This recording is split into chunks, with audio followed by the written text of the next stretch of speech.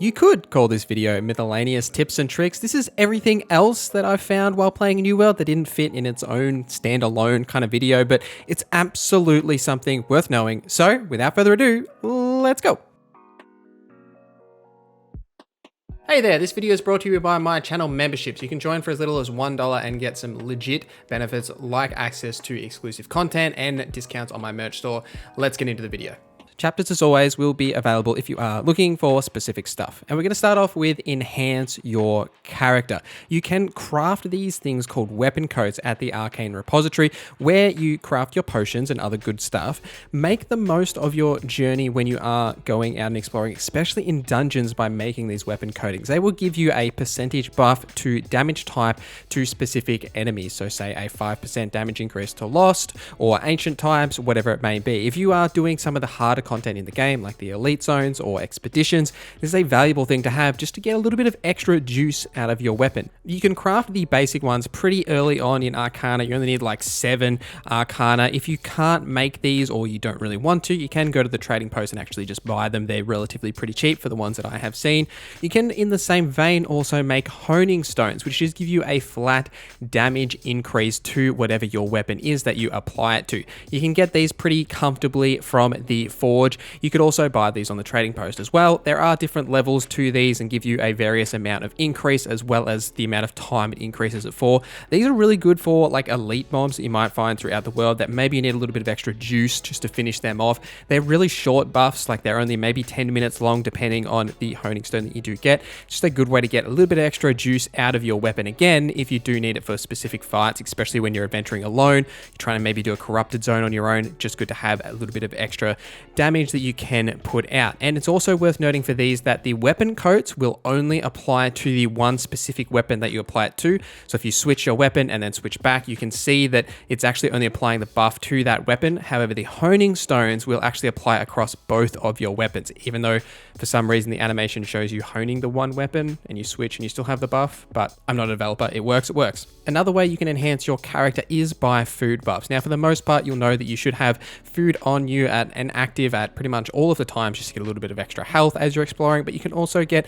food that gives you buffs to your attributes, whether it be any of the attributes or food that will buff your trade skill luck. So say if you're going out to do mining, you might want to take some trade skill food with you that will increase your luck when mining, so you can get some more rare resources from the nodes that you do mine throughout the world. And the food buffs that you can get that buff constitution or strength will just give you more damage or even health with constitution, like I would take with me if I went in to do expeditions because I'm a tank player.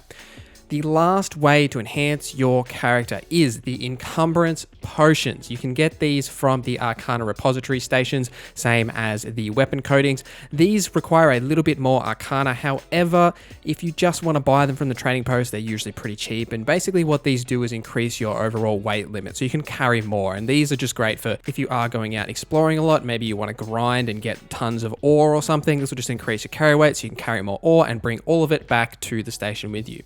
Crafting and goods. One of the main things that you should pay attention to in the towns is that there is always a free water well, honey pots, and supply carts which you can pick up in all of the towns. You can only take the supply carts if your faction owns that town. However, the water and honey is free for everyone. And in some of the towns, there is also a cow hidden in the corner if you want to get some milk.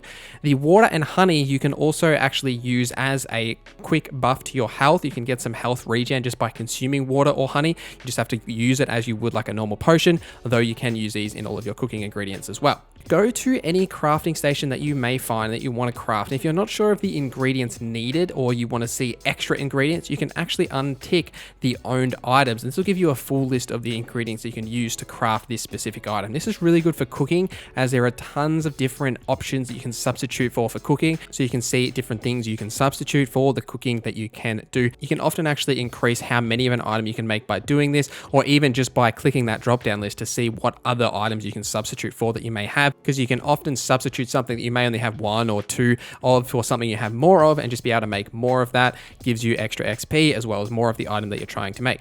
The expedition orbs that you may have seen people talking about in the recruitment chat when they're looking for people, they may say have orb, various other things. You can actually craft these yourself at the stonecutter table. They do have a high requirement of different items you need to make, and you can only make one per day, and you do get one for free when you first pick up the quest to take you to that expedition.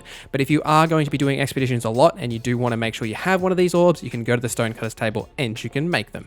You can also check the map to see the specific crafting station levels for each of the town. A lot of the times for some of the higher level craftings, you need tier 3, tier 4 crafting stations. You can check this in the map. You just need to click on the town, scroll down a little bit, and you can see the different station levels as well as the taxes and the other information for that town.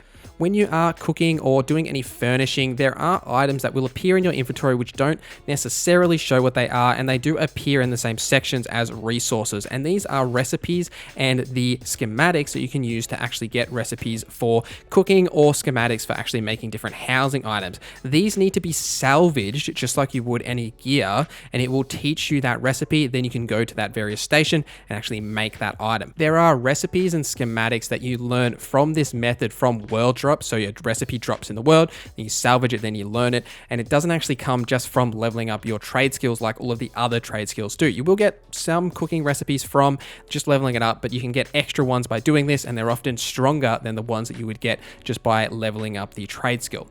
When you are out in the world and looking for those gear drops, the higher your gear score is, the higher the gear score will drop for you in the world. So what I mean by that is if your gear score average is say 380, you will get gear around that level drop for you throughout the world, compared to if you were gear score 200, gear score 200-ish items would drop for you in the world. You can also sort your inventory by gear score to see what has the highest gear score. So if you're really trying to get higher level gear score items, you can put these on, increase your average, and then the high level items will drop for you in the world. You'll find bind on equipped gear throughout the world, which means that you can actually trade this with other players. Sometimes you'll notice if you go to the trading post and try to sell this gear, it will show up as it's not listed. How you can actually fix this is by repairing the gear. If the gear has any actual damage to it, you won't be able to put it on the trading post. You can, however, also just sell it to other players outside of the trading post, but if it does have damage, you won't be able to put it up on the trading post. When you are in regions that are owned by your faction, whatever that faction may be, you can actually pull items from different regions also owned by your faction for a small fee. For using this example, we're in Everfall and we can pull items from Brightwood and the other locations to Everfall that I have stored when I've been traveling in those regions. So then I can use them in Everfall and keep them in that area. When crafting, you can see items that are stored in your storage shed, but only items that are stored in that storage shed in that town that you are on. So for example, if I have a lot of raw hide that is over up in Brightwood and I'm crafting in Everfall, I can't actually see the stuff that's in Brightwood. I have to pull it down into my storage shed in Everfall, then I'll actually be able to use it. To transfer items quickly, you can just hold shift and then click on it to move it across, or you can click the little arrow and it'll transfer everything of that category into the storage shed. There's plenty of better ways to actually manage your storage rather than just clicking and holding and moving it back and forth. And a couple of other fun tips when you are running, whether you're auto running or actually running, if you hold the left alt key, you can turn your camera without actually turning your character. So you can do this to see if there are mobs chasing you. Maybe there's a PvPer off in the distance that you want to manage. You can actually do this so that you can keep running in one specific direction while looking elsewhere. And if you're sick of the chat spam that you will see in all of the channels in the chat window, you can turn off some of these actual channels by clicking the little cogwheel on the feed section and click muted for that channel, and it will turn it off and you won't see it anymore. It's also worth noting, however, there is a minor bug currently where there is a chat delay. If you do mute some of the channels, it doesn't always happen, but I've had it happen to me a couple of times, so I've kind of turned this on and off depending on whether I've got that chat delay or not, but hopefully they fix that soon. And the final tip for you guys is to check out my combat guide. It goes through tons of really valuable combat tips. It's a really quality video that hasn't got enough love, and I really hope you guys will check it out. Follow me on Twitch, Instagram, and on Twitter. Thank you to our amazing members for keeping this channel going. My name is NorZZa, and I hope you have a great day.